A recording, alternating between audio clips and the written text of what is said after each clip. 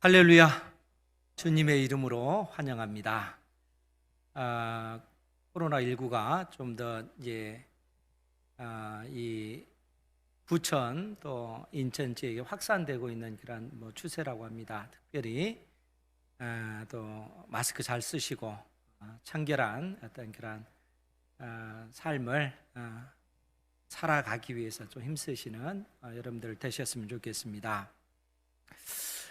우리가 이제 그 성경을 보면 특별히 구약 성경을 통해서 포로기 이후에 활동했던 선지자 하면 학개 선지자, 스가랴 선지자, 말라기 선지자 이런 선지자들이 있습니다. 그러니까 이스라엘이 멸망당하고 이방 땅으로 포로로 끌려갔다가 그 포로된 그 땅에서 다시 돌아왔을 때 활동했던 선지자들 하면 우리가 학개 선지자, 스가랴 선지자, 말라기 선지자 이렇게 이야기할 수 있는 것이죠. 그런데 이제 특별히 학개 선지자와 말라기 선지자가 증거했던 그 말씀의 그 핵심은 무너진 하나님의 성전을 재건해라 라는 그런 말씀입니다.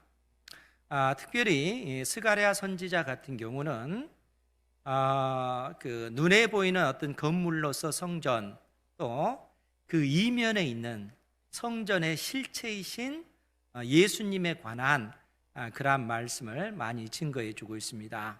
하나님께서 특별히 스가랴 선지자에게 8가지 환상을 보여주시면서 예루살렘이 회복될 것이고 그 예루살렘에 하나님의 성전이 지어질 것을 말씀해 주고 계십니다. 뿐만 아니라 그 성전의 실제이신 메시아 그리스도가 오실 것을 또 예언케 해 주신 말씀이 스가랴서 말씀이다 하는 것이죠. 그런데 이제 우리가 학개 선지자를 통해서 스가랴 선지자를 통해서 우리에게 하나님께서 성전을 건축하는 이 부분에 대해서 말씀해 주고 계시는데 오늘은 특별히 하나님께서 왜 성전을 귀하게 여기시는지 또 이 성전을 통해서 하나님께서 궁극적으로 택한 자녀들에게 요구하시는 바가 무엇인지 그 부분에 대해서 우리가 깊게 생각해야 될 것 같습니다. 하나님의 성전이 왜 중요할 것 같습니까? 성전에 관해서 우리가 또 잘 알려면 실상 출애굽기 25장부터 40장에 있는 성막을 만드는 그 내용을 우리가 유심히 살펴봐야 됩니다. 그것도 출애굽기 25장부터 40장까지니까 무려 이 15장에 걸쳐서 하나님의 그 성전의 원형이라고 할 수 있는 성막에 관해서 하나님께서 어떻게 그 성막을 지어야 할 것인지 모세를 통해서 말씀해 주셨다는 거예요. 그만큼 성막이 중요하기 때문에 그런 것입니다. 그런데 왜 하나님께서 이스라엘 백성들에게 이 성막을 주셨는가 하면 그것은 하나님께서 이스라엘 백성과 언약을 체결하셨기 때문에 그렇다는 거예요. 이제 언약을 체결하는 그 내용이 출애굽기 19장에 나오는데 하나님께서 이스라엘 백성과 언약을 체결하시면서 먼저 선언하신 내용이 있습니다. 만일 너희들이 나와 언약을 맺는다면, 언약을 맺는다는 말은 계약서를 쓴다는 얘기예요. 그런데 왜 언약이라 이렇게 표현을 했냐면 우리가 보통 계약서를 쓸 때는 사람과 사람 사이에 계약서를 쓰잖아요. 그런데 하나님과 사람 간에 계약서를 썼기 때문에 그것을 계약이라 쓰지 않고 신학자들이 언약이다 이렇게 표현을 하고 있습니다. 그러니까 하나님께서 사람과 이스라엘 백성과 언약을 체결하신 거예요. 계약을 맺으신 것입니다. 그런데 하나님께서 무슨 말씀을 하냐면 만일 너희들이 나와 언약을 맺게 되면 너희들은 나에게 있어서 내 소유가 될 것이다 라고 먼저 말씀하십니다. 소유가 된다라는 얘기는 이제 세굴라라는 그런 단어인데 특별한 소유라는 거예요. 그러니까 만약 너희들이 나와 언약을 체결하게 되면 너희들은 나에게 있어서 특별한 소유, 나의 보배가 될 것이다, 그 얘기입니다. 너희들은 이 땅에 있는 수많은 나라들, 민족들 가운데 너희들 이스라엘 백성들만 나에게 있어서는 특별한 소유, 내 보배가 될 것이다. 하나님께서 이렇게 말씀하고 계십니다. 여러분, 하나님께서 여러분들 개개인을 너는 나에게 있어서 보배다 말씀하고 계십니다. 왜냐하면 이스라엘 백성들이 언약을 맺을 때 그 이스라엘은 우리의 믿음의 조상들이고 우리 역시 그들과 함께 언약을 체결했기 때문에 그렇다는 거예요.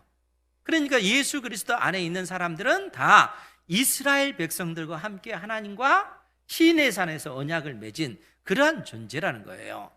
그래서 하나님께서 너희들은 나에게 있어서 특별한 소유, 나에게 있어서는 보배다 이렇게 선언하고 계시는 거예요. 그러면서 너희들은 나에게 있어서 보배이기 때문에 너희들은 이 세상 속에서 제사장 나라로 존재할 것이고 거룩한 백성으로 존재하게 될 것이라는 거예요.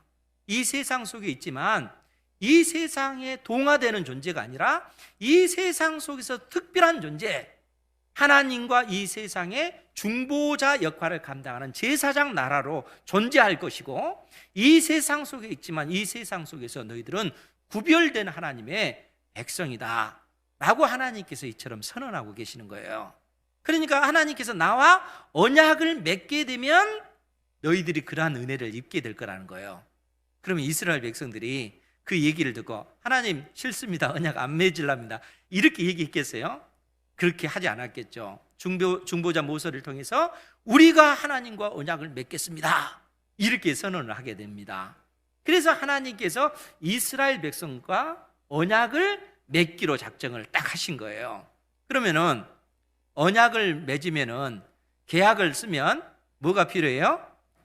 계약서가 있잖아요. 계약서. 사람과 사람 사이에 계약을 맺더라도 그냥 말로만 하는 것이 아니라 계약서가 있듯이 하나님과 이스라엘 사이에도 언약을 체결할 때는 언약서가 있습니다. 계약 문서가 있다는 거예요. 그것이 뭐냐면 그 언약서가 율법이라는 겁니다. 그래서 하나님께서 출애굽기 20장에서 그 율법의 강령인 10계명을 주시는 거예요. 10가지 계명을 주시고 출애굽기 21장부터 23장까지 좀 더 구체적으로 출애굽 1세대들이 어떻게 하나님의 백성답게 이 세상 속에서 구별된 존재로 살아가야 될 것인가 하는 세부적인 내용을 언급한 그 세부법을 하나님께서 주시는 것입니다. 그것이 출애굽기 20장부터 23장까지의 내용이라는 거예요. 그리고 24장에서는 드디어 하나님과 이스라엘 백성 사이에 언약을 체결하는 의식을 갖게 됩니다. 그래서 모세가 큰 그 양푼에 짐승의 피, 빨간 그 짐승의 피를 딱 담아서 하나님을 상징하는 제단에 그 피를 반절을 뿌립니다. 그리고 나머지 반절은 이스라엘 백성들에게 쫙 뿌리는 거예요. 이것을 통해서 하나님과 이스라엘 사이에 언약이 체결되었음을 선언하는 거예요. 그런데 이 언약을 체결하는 그 의식을 왜 이 짐승의 피를 담아서 뿌림으로써 그렇게 행하는 것입니까? 그것은 만일 하나님과 이스라엘 사이에 맺은 이 언약을 파기하는 일이 있다면 언약을 파기하는 그 당사자는 이 짐승의 피처럼 처참하게 죽임을 당할 것을 의미하는 것이 그 짐승의 피입니다.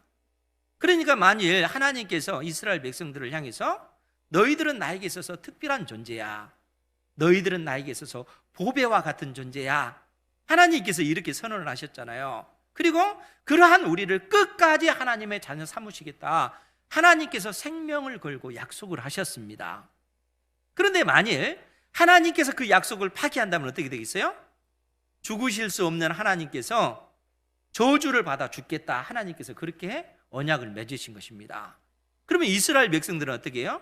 이스라엘 백성도 역시 마찬가지죠. 우리는 하나님 한 분만을 우리의 하나님으로 섬기겠습니다. 우리의 일평생 우상을 섬기는 이러한 죄를 범하지 않겠습니다. 우상을 섬김으로써 하나님과 맺은 언약을 파기하는 이러한 악을 행하지 않겠습니다. 이스라엘 백성들도 그처럼 생명을 걸고 언약을 맺은 것입니다. 만일 이스라엘 백성들이 하나님과 맺은 그 언약을 파기하면 그 짐승처럼, 그 피 흘려 죽은 그 짐승처럼 그 처참한 그 죽임을 당할 것이다. 스스로 이스라엘 백성들이 하나님 앞에 맹세한 것입니다. 그것이 언약을 체결하는 의식의 내용이라는 거예요. 그런데 우리가 이제 이것만 놓고 보면은 이스라엘 백성들은 큰일 난 거예요. 왜냐하면 우리가 우리를 알잖아요. 인간이 얼마나 연약한 존재인지, 얼마나 허물 많은 존재인지, 우리가 의롭게 살기를 힘쓰지만 온전히 그렇게 살지 못하는 그 부패한 본성이 우리 인생에게 있기 때문에 그렇습니다. 그러니까 인생은 하나님을 생명을 걸고 사랑할래야 사랑할 수 없는 존재라는 거예요. 그것 때문에 인생은 언약적 저주를 받을 수밖에 없는 그런 존재입니다. 그런데 하나님께서는 놀랍게 그 모든 것을 아셨기 때문에 하나님과 맺은 그 언약을 파기한 하나님의 그 자녀가 파기된 그 언약을 회복할 수 있는 그 방법을 제시해 주셨습니다. 그것이 뭘까요? 그것을 위해서 하나님께서 출애굽기 25장부터 40장까지 그래서 성막을 건축해라. 하나님께서 그렇게 말씀하시는 거예요. 그러니까 하나님께서 모세를 통해서 세세하게 성막을 만드는 방법을 다 알려주셨습니다. 그러니까 성전의 원형이 성막입니다. 그리고 이 성막을 다 완성했을 때 출애굽기 40장에 보면 하나님의 그 영광이 그 성막에 임재하시는 거예요. 그러니까 하나님께서 친히 그 성막에 그 증거막, 하나님과 이스라엘 사이에 맺은 그 언약의 그 증거막, 성막을 증거막이라고 또 표현하거든요. 그 성막에 하나님께서 친히 임재하시는 거예요. 그리고 그 성막에 임재하신 하나님께서 모세를 부르시는 것입니다. 그리고 하나님께서 말씀을 해주셔요. 그 말씀의 내용이 뭐냐면 그래서 레위기서 말씀이 나오는 겁니다.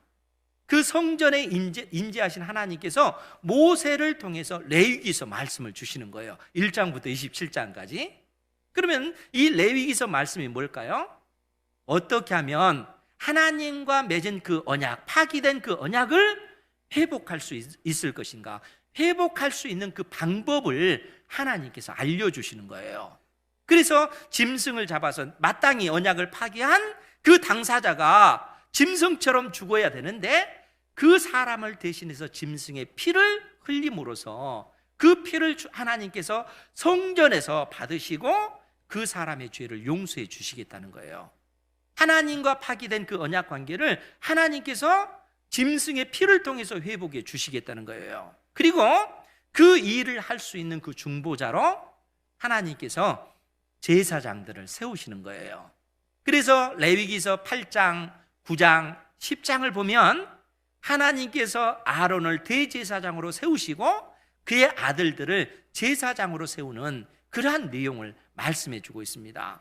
그러니까 그 대제사장을 통해서 그 백성들이 그 하나님 앞에 나아갈 수 있는 그 길을 열어 놓으신 것입니다. 그런데 문제는 여기서 이제 심각한 문제가 또 발생하게 되는데 대제사장도 역시 사람이라는 거예요. 사람이 대제사장이기 때문에 이스라엘 역사를 보면 하나님과 이스라엘 사이의 그 관계를 회복할 수 있는 그 제사 제도와 그 제사 제도를 이끄는 제사장이 부패함으로 하나님과 이스라엘 사이의 그 관계를 더 이상 회복할 수 없는 그러한 단계가 되고 맙니다. 그것 때문에 결국 이스라엘이 멸망당하고 솔로몬이 지었던 성전 자체도 완전히 바벨론의 그 군대에 의해서 회파되고 마는 이러한 고통이 이스라엘 백성들의 이스라엘 역사 가운데 나타나게 됐다는 거예요. 그것이 구약 성경의 역사라는 것이에요. 그럼 왜 제가 이처럼 장황하게 이러한 말씀을 여러분들에게 드리냐면, 오늘 스가랴서 3장이 보여주고 있는 그 말씀이 성전과 아주 밀접한 연관이 있고, 어떻게 하나님과 우리 사이에 그 파기된 그 언약 관계를 회복할 수 있는가, 그 길을 스가랴서 3장이 우리에게 보여주고 있기 때문에 그렇다는 것입니다. 오늘 스가랴서 3장 1절 말씀을 먼저 보면요, 3장 1절, 대제사장 여호수아는 여호와의 천사 앞에 섰고 사탄은 그의 오른쪽에 서서 그를 대적하는 것을 여호와께서 내게 보이시니라. 여러분, 이방 땅으로 끌려갔다가 최초로 1차로 돌아온 사람이 누구냐면 유다 총독으로 부름을 받은 스룹바벨입니다. 그러니까 유다 총독, 페르시아 왕이 유다 총독으로 스룹바벨을 이 예루살렘에 보는 거예요. 그리고 같이 따라온 대제사장이 여호수아입니다. 그러면 이 스룹바벨은 어떤 사람인가 하면, 여러분 그 여호야긴, 그 유다의 남유다의 두 번째, 마지막에서 두 번째 왕이 여호야긴인데, 이 여호야긴이 왕이 된 지 3개월하고 10일 만에 바벨론 그 군대에 의해서 사로잡혀서 이방 땅으로, 바벨론 땅으로 끌려갔습니다. 그러니까 이 여호야긴이 아들을 낳았는데 그 아들이 스알디엘이라고 하는 아들입니다. 그리고 이 스알디엘은 또 아들을 낳았는데 그 아들이 스룹바벨이라는 거예요. 그러니까 스룹바벨은 그의 할아버지가 여호야긴 왕입니다. 그런데 대제사장 여호수아는 누군가 하면, 그 남유다가 멸망당할 때, 예루살렘이 멸망당할 때 대제사장이 스라야라고 하는 대제사장인데, 이 스라야 대제사장이 이 바벨론 왕 느부갓네살에 의해서 림나에서 살해되고 맙니다. 그리고 이 스라야의 아들 여호사닥은 바벨론 땅으로 포로로 끌려가게 돼요. 그리고 여호사닥의 아들이 누구냐면 여호수아라는 거예요. 그러니까 여호수아 역시 대제사장의 그 집안인 것이죠. 그러니까 이 총독 스룹바벨과 대제사장 여호수아가 1차로 약속의 땅 예루살렘에 돌아온 것입니다. 그런데 하나님께서 스가랴 선지자를 통해서 오늘 환상을 보게끔 해주시는데, 대제사장 여호수아가 여호와의 천사 앞에 섰는데 사단이 그의 오른쪽에 서서 그를 대적하는 그 모습을 보여주고 있는 것입니다. 즉 이 모습은 천상에서, 이 땅이 아니라 천상의 법정에서 되어지는 그 모습을 지금 보여주고 있는 거예요. 사단이 대제사장 여호수아를 고소하고 있는 그러한 모습을, 그러한 환상을 지금 스가랴 선지자가 보고 있는 것입니다. 좀 더 구체적으로 2절 이하의 말씀을 보면, 여호와께서 사탄에게 이르시되 사탄아, 여호와께서 너를 책망하노라. 예루살렘을 택한 여호와께서 너를 책망하노라. 이는 불에서 꺼낸 그슬린 나무가 아니냐 하실 때에, 지금 사단이 대제사장 여호수아를 지금 고소하고 있는, 고발하고 있는 그러한 어떤 그 모습이고, 그러한 사탄을 향해서 하나님께서 사탄을 책망하고 있는 그러한 모습이라는 거예요. 왜 하나님께서 사탄을 책망하냐면, 예루살렘을 택한 여호와께서 너를 책망한다는 거예요. 즉 하나님께서 예루살렘을 택하셨기 때문에 그렇다라는 얘기입니다. 무슨 얘기입니까? 하나님께서 예루살렘을 다시 회복시키시겠다라는 얘기입니다. 하나님께서 이 예루살렘에 다시 하나님의 성전을 재건하시겠다, 하나님께서 친히 이 예루살렘에 임재해 계시겠다라는 이야기입니다. 그렇기 때문에 하나님께서 사단을 책망하신다라고 그렇게 이야기를 합니다. 그러면서 이는 불에서 꺼낸 그슬린 나무가 아니냐, 이렇게 언급하면서 3절 말씀에 보면, 우리 3절 말씀 같이 한번 볼까요? 시작. 여호수아가 더러운 옷을 입고 천사 앞에 서 있는지라. 아멘. 왜 사탄이 여호수아를 고소했는가 하면, 여호수아가, 대제사장 여호수아가 더러운 옷을 입고 있었기 때문에 그렇다는 거예요. 그런데 우리가 이제 그 히브리어 그 성경을 보면 이 더러운 이 표현이 의미하는 바가 뭘까 좀 찾아봤더니, 이 더럽다 하는 이 표현은 그 사람이 그 음식을 먹고 토해냈을 때 있잖아요. 그 토해낸 그 찌꺼기, 오물을 일컬을 때 이 더러운 이 표현을 쓰는 거예요. 그러니까 대제사장이 지금 입고 있는 그 옷의 그 모습이 마치 사람이 토해낸 그 음식, 그 찌꺼기가, 그 오물이 묻어있는 그러한 옷을 입고 있는 그러한 모습을 지금 언급하고 있다는 거예요. 그러면 여러분 생각해 보세요. 대제사장이 왜 이러한 더러운 옷을 입고 있을까요? 대제사장이 더러운 옷을 입고 있을 수밖에 없는 이유가 뭐냐면은, 이는 불에서 꺼낸 그슬린 나무, 그러니까 단순히 이 대제사장 여호수아만을 일컬어서 이야기하는 것이 아니라, 대제사장 여호수아는 지금 이스라엘 백성을 대표하고 있는 것입니다. 그것도 그 불에서 꺼낸 거슬린 나무다 이렇게 표현했을 때, 여러분 나무를 불에 태울 때 그 활활 타오르는 그 불 속에 그 장작개비를 던졌을 때 다 타버리고 말잖아요. 그런데 그 장작개비 하나를 딱 끄집어내서 그 불을 껐을 때 그 장작개비가 다 타지 않고 그을린 상태로 그렇게 나오게 되잖아요. 그것이 이스라엘의 모습이라는 거예요.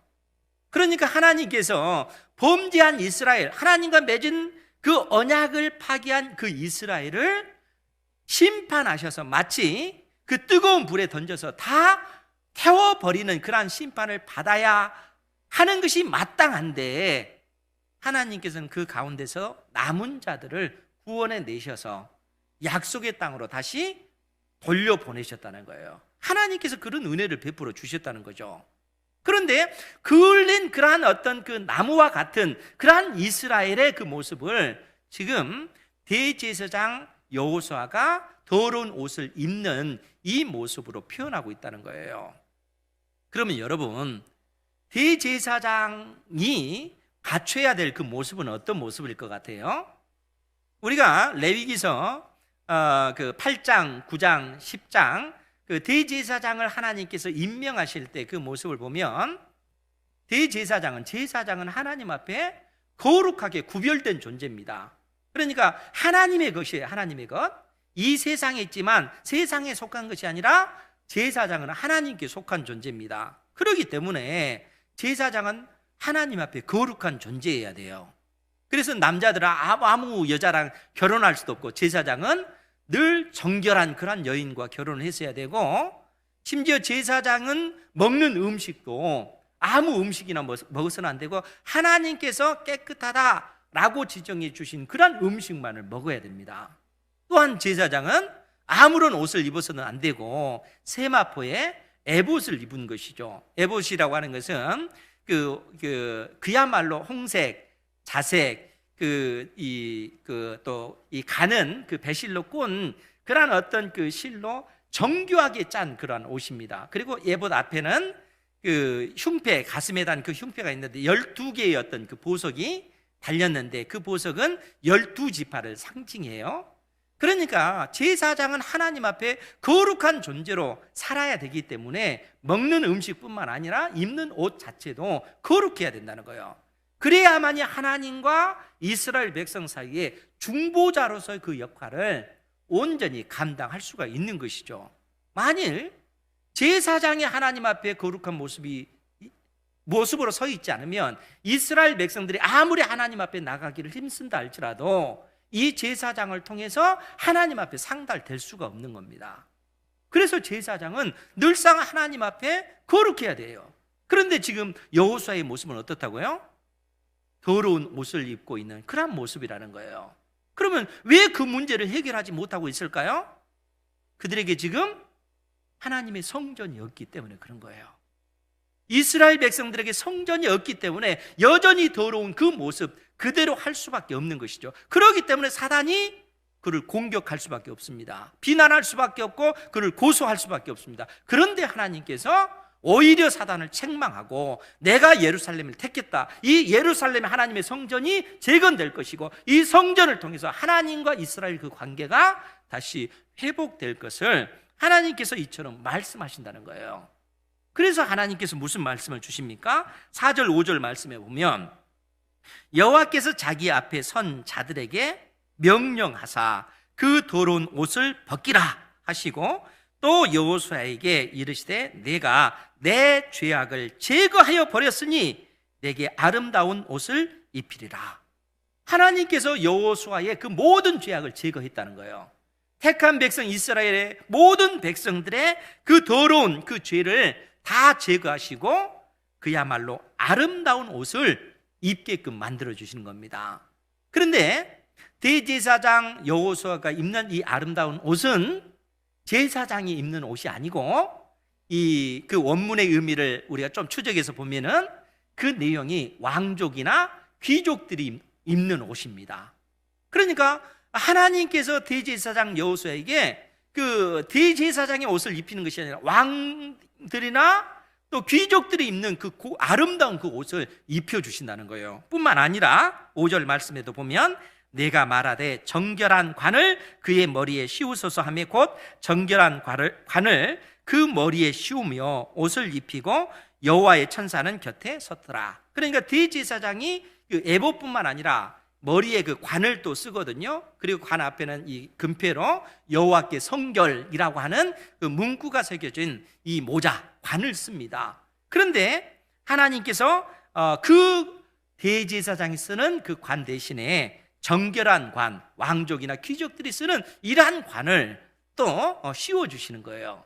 그러니까 이러한 환상의 내용이 뭐냐면 하나님께서 이스라엘 백성들을 그야말로 왕 같은 제사장의 그 모습으로 탈바꿈 시키시는 겁니다.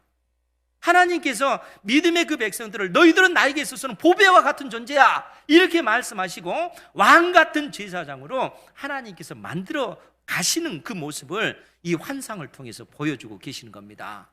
사랑하는 성도 여러분, 이 말씀이 우리와 무관한 말씀이 아니에요. 지금 하나님께서 우리를 지금 어떻게 만들어가고 계시는가, 지금 스가랴 그 선지자의 환상을 통해서 우리에게 말씀해 주고 계시다는 거예요. 하나님께서 우리를 왕 같은 제사장으로 만들어가고 계시는 그 모습을 이처럼 말씀해 주고 계시다는 거예요. 그러면서 6절 이하에 이 좀 더 어떤 그 대제사장 여호수아의 그 의미를 우리에게 더 풀어서 말씀해 주고 계십니다.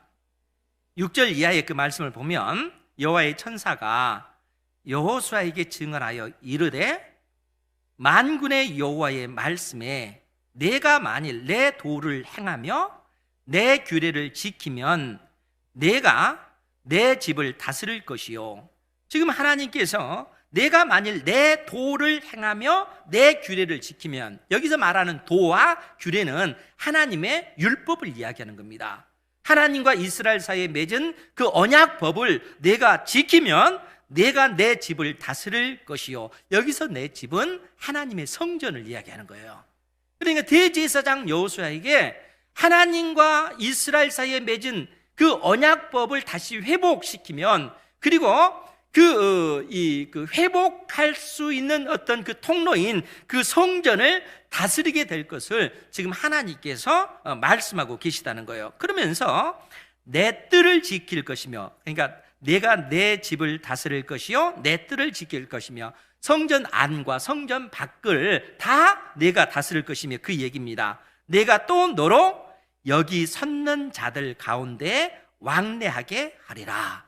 여기 섰는 자들, 여기서 섰는 자들은 천상의 존재들을 의미하고 있는 거예요.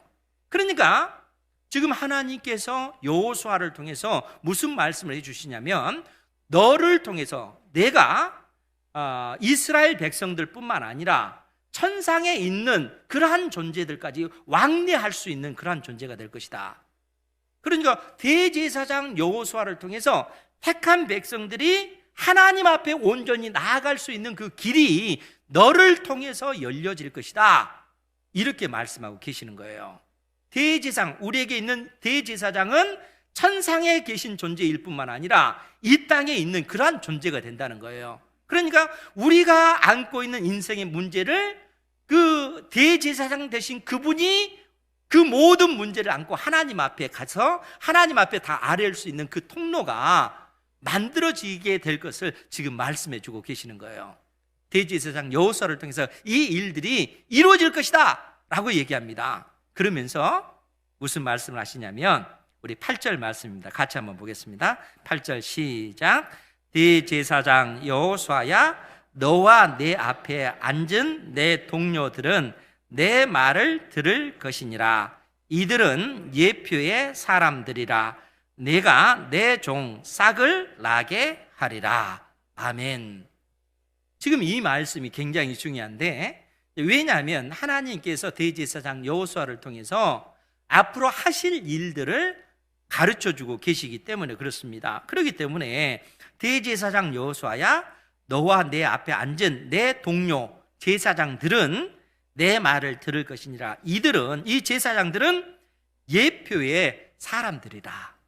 여러분, 예표의 사람들이란 표현은, 예표라는 것은 하나님께서 이것을 통해서 장차 장래에 되어질 그 일들을 알려주시겠다라는 얘기입니다. 여러분, 제가 예전에도 말씀을 드렸지만 이 예표라고 하는 것은 표지판과 같은 의미라는 거예요. 그러니까 여러분들이 여기서 지금 딱 나가서 시흥시청을 가야 되는데 시흥시청이 어디에 있는지 몰라요. 그런데 표지판에 시흥시청 10km 화살표 방향이 딱 나 있으면 어떻게 돼요? 10km만 가면 시흥시청이 나오겠구나, 이렇게 생각이 들잖아요. 그런데 여러분들이 기억해야 될 것이 뭡니까? 표지판은 시청이 아니라는 거예요. 실체가 아니고 실체를 가르쳐주는 그림자, 예표일 뿐이라는 거예요. 실체는 시청이잖아요. 그러니까 하나님께서 우리에게 그 말씀을 해주시는 거예요. 너희들은 예표다. 너희들이 궁극적으로 가리킬 이 땅에 오실 참 제사장, 그 하나님께서 보내실 그 메시아가 있을 것을 말씀해 주고 계셔요. 그렇기 때문에 뭐라고 표현했습니까? 이들은 예표의 사람들이라. 내가 내 종 싹을 나게 하리라. 싹이라고 하는 이 단어는 이 가지라는 거예요. 나무 가지를 얘기하는 이 가지와 싹 같은 의미예요. 그렇기 때문에 하나님께서 선지자들을 통해서 이러한 약속들을 계속적으로 해주셨는데, 예레미야서 25장 5절에 보면 하나님께서 예레미야 선지자를 통해서 주신 말씀이 있어요. 거기에 보면 내가 다윗에게 한 의로운 가지 싹을 일으킬 것이라, 이렇게 말씀하고 있습니다. 그러니까 여기서 싹 가지는 이 땅에 오실 메시아 그리스도를 예표하고 있는 거예요. 그러니까 하나님께서 스가랴 선지자를 통해서 대제사장 여호수아가 궁극적으로 가리키는 것은 이 땅에 오실 메시아 참 대제사장이신 우리 주 예수 그리스도를 의미하고 있다라고 그렇게 말씀하고 있는 겁니다. 그리고 이 땅에 오실 참 그 대제사장이신 예수님께서 행하실 일들을 9절에서 뭐라고 표현했냐면, 만군의 여호와가 말하노라. 내가 너 여호수아 앞에 세운 돌을 보라. 여기서는 돌이라고 표현됐는데 또 보석이라는 의미도 있어요. 그러니까 내가 너 여호수아 앞에 세운 돌을 보라. 한 돌에 7 눈이 있으니, 어떻게 돌에 7개 눈이 있겠습니까? 비유적인 그 표현이죠. 그러니까 7개의 눈이 있다는 것은 하나님께서 온 세상을 두루 감찰하신다는 거예요. 여호와의 눈은 온 땅을 두루 감찰하시는 그 눈이라는 거죠. 그러니까 이 세상 역사를 이끌어 가시는 하나님께서 이 역사의 한 지점에 이 땅의 메시아 그리스도를 보내실 것인데, 이 그리스도를 통해서 궁극적으로 하실 일이 뭐냐면 이 땅의 죄악을 하루에 제거하리라. 이 땅에 오실 메시아 그리스도를 통해서 궁극적으로 하실 일이 뭔가 하면 이 땅의 죄악을 단 하루 만에 제거하실 거라는 거예요. 어떻게 해요? 우리 주님께서 택한 백성들의 모든 죄를 짊어지시고 십자가에 못 박혀 죽으심으로써 그 죽음의 권세를 이기시고 부활하심으로써 예수 그리스도를 믿는 하나님의 모든 자녀들의 그 죄의 문제를 우리 주님께서 깨끗이 해결해 주시겠다는 거예요. 하나님께서 이러한 놀라운 약속을 해 주시는 것입니다. 사랑하는 성도 여러분, 우리의 모든 죄가 깨끗이 십자가의 피로 다 용서받았음을 믿으시기 바랍니다. 우리 주님께서 이러한 약속의 말씀을 내려주고 계시다는 거예요. 그러면서 10절 말씀에 뭐라고 표현하냐면 만군의 여호와가 말하노라 그날에 너희가 각각 포도나무와 무화과 나무 아래로 서로 초대하리라 하셨느니라. 이 관용구인데 지금 그날에 너희가 각각 포도나무 무화과 나무 아래로 서로 초대하리라. 이게 무슨 의미겠어요? 열왕기상 4장 25절에 보면 제가 읽어드릴 테니까 잘 들으시기 바랍니다. 그러면 좀 더 여러분들이 이해하게 될 거예요. 이제 솔로몬 왕 때 되어진 일이에요.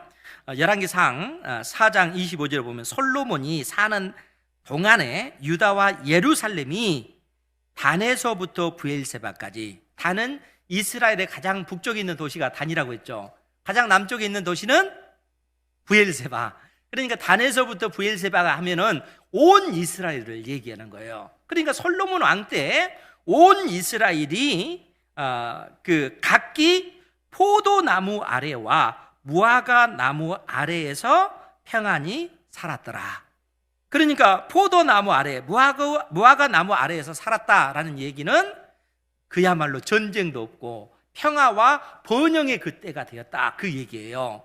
그러니까 그날에 하나님께서 택한 백성들의 모든 죄를 깨끗이 없이 해주고 이 땅에 임할 그 하나님의 나라, 그 천국이 임할 때는 그야말로 평안의 나라, 영원한 하나님의 그 나라가 만들어질 것을 말씀해주고 있다는 거예요.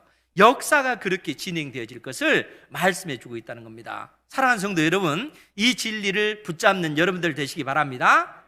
그런데 하나님께서 이러한 무수한 그 약속을 우리에게 주셨음에도 불구하고 사실 정말 하나님의 그 약속의 말씀이 진리일까, 이런 생각이 드실 그런 분들도 계실 겁니다.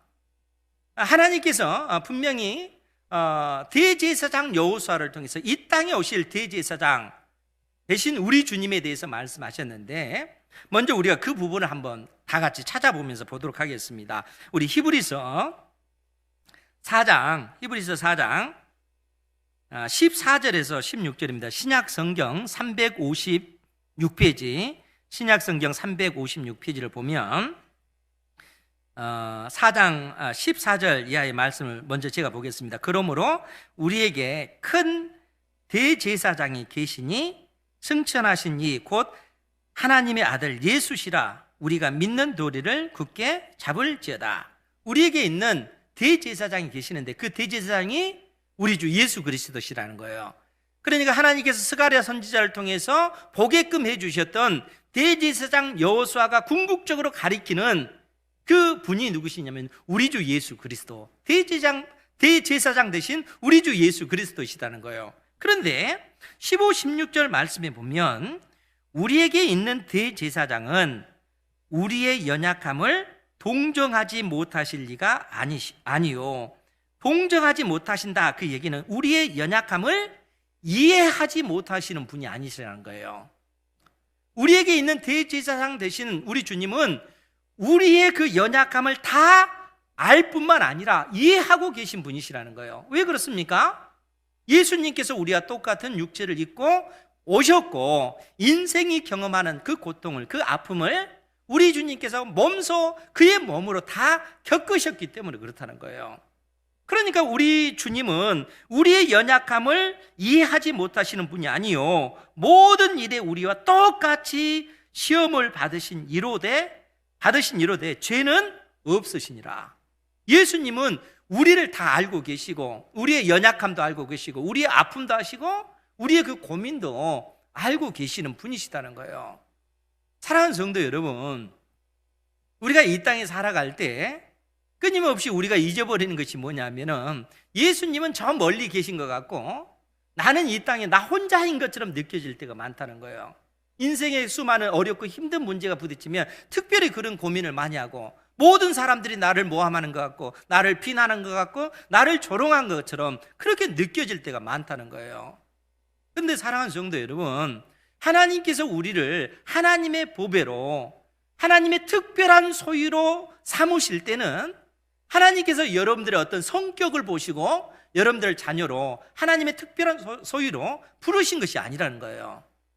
하나님께서는 우리의 외모나 우리의 가진 능력이나 우리의 성향이나 이것과 전혀 상관없이 하나님께서 그냥 은혜로 여러분들을 택하셔서 하나님의 자녀로 불러주신 것입니다.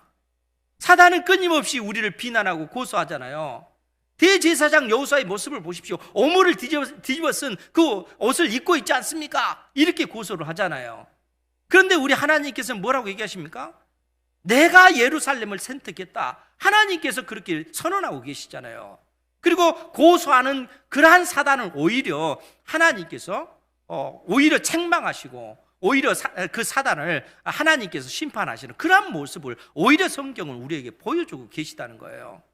하나님께서 우리를 사랑하시는 줄 믿으시기 바랍니다. 하나님께서 우리를 사랑하신다는 거예요. 제가 지난주에 새벽 예배 마치고 나서 이제 비둘기 공원에 운동하러 갔거든요. 운동하고 딱 집에 가는 도중에 갑자기 머릿속에 주께서 하신 말씀이 버뜩 생각이 나는 겁니다. 도대체 너희는 기사와 표적을 보지 못하면 믿지 못한다. 이 말씀이 버뜩 생각이 나는 거예요. 주님께서 저에게 하시는 말씀이죠. 그냥 그 집에 돌아가는데 도대체 너는 표적과 기사를 보지 못하면 믿지 못한다. 여러분, 이게 사람의 그 모습인 것 같습니다. 저뿐만 아니라 여러분들, 우리 눈에 보이는 것을 우리는 믿잖아요. 예수님께서 공생의 기간 동안 병든 자를 고쳐주시는 그러한 기적을 그 눈으로 확인하고 나서 비로소 우리는 믿잖아요. 주님께서 이 말씀을 하시는 거예요. 우리의 믿음 없음을 책망하는 거예요. 하나님의 약속의 말씀이 진리인데 그 진리의 말씀을 붙잡지 못하는 우리를 책망하시잖아요. 주님께서 왕의 신하의 그 아들에게 왕의 신하가 예수님을 찾아서 예수님, 내 아들이 죽어갑니다. 오셔서 내 아들을 고쳐주십시오 라고 할 때 우리 주님께서 그 책망을 하시잖아요. 도대체 너희들은 그 표적을 보지 못하면 믿지 못한다. 그러면서 뭐라고 얘기해요? 그 왕의 신하가 예수님, 속히 오셔서 내 아들 좀 살려주십시오. 내 아들이 죽어가고 있습니다. 그때 주님께서 하신 말씀이 가라, 내 아들이 살았다. 주님께서 그냥 말씀만 하시는 거예요. 그 말씀을 믿으라는 거예요. 하나님의 약속의 말씀을 믿고 하나님 앞에 나아가면 하나님의 그 일하심의 그 능력을 경험하게 될 거라는 거예요. 주님께서 우리를 향해서 너는 이 세상에서 혼자가 아니야. 모든 사람들이 너를 비난하는 것 같고 조롱한 것 같고 너의 마음에 어떤 고통스러운 그러한 어떤 이야기들을 하지만 너는 혼자가 아니란다. 주님께서 그러한 우리를 너는 나에게 있어서 특별한 소유야 이렇게 말씀하고 계세요. 그러면서 그러한 우리에게 대제사장 되시는 우리 주님께서 뭐라고 말씀하십니까? 오늘 히브리서 4장 16절에 그러므로 우리는 긍휼하심을 받고 때를 따라 돕는 은혜를 얻기 위하여 은혜의 보좌 앞에 담대히 나아갈 것이니라. 하나님께서 우리에게 말씀하고 계시다는 거예요. 하나님께서 여러분들에게 그러므로 우리는 긍휼하심을 받고 때를 따라 돕는 은혜를 얻기 위하여 은혜의 보좌 앞에 담대히 나아가라 라고 말씀하고 있어요. 우리가 은혜의 보좌 앞에 담대히 믿음으로 나아갈 때 이미 하나님께서 우리 주 예수 그리스도를 통해서 그 길을 열어놓으셨기 때문에 여러분들이 인생의 그 문제를 안고 고통하며 스스로 혼자 범민할 것이 아니라 그 문제를 가지고 하나님 앞에 주저리 아뢰면서 나아가면 하나님께서 여러분들의 그 아픔, 여러분들의 그 고통, 여러분들이 흘린 눈물을 다 닦아주시고 여러분들의 상한 심령을 치료해 주시고 여러분들이 더더욱 하나님의 사람, 믿음의 사람으로 이 세상 속에서 구별된 존재로 살아갈 수 있도록 하나님께서 힘과 능력을 더해 주시는 것입니다. 이 진리를 붙드시기 바랍니다. 주님께서 말씀하시잖아요. 도대체 너희들은 표적과 기사를 보지 못하면 믿지 못한다 라고 말씀하시잖아요. 하나님께서 이미 우리에게 그 모든 것을 준비해 놓고 계시고 그리고 하나님의 약속의 말씀을 의지하여 믿음으로 담대히 은혜의 보좌 앞에 나아가면 하나님의 그 놀라운 그 은혜가 물붓듯 택한 자녀들의 심령 가운데 부어지는 것입니다. 이 진리를 붙잡고 믿음의 삶을 살아가는 여러분들 되시기 바랍니다. 주님께서 이 일들을 역사 가운데 이루어 오셨고 그리고 지금도 이루어 가고 계시다는 거예요. 그래서 수많은 믿음의 그 백성들이 이 진리를 붙잡고 믿음의 삶을 살아가면 진리가 우리를 자유케 하는 그 기쁨을 누리게 되는 것입니다. 이 은혜를 누리시기 바랍니다. 하나님께서 한 주간 여러분들에게 또 허락하신 이 시간에 그 날들 동안 주님과 동행하시고 담대히 은혜의 보좌 앞에 나아감으로 하나님께로부터 오는 그러한 은혜와 그 평강을 누리는 그러한 복이 있기를 주님의 이름으로 축원드립니다.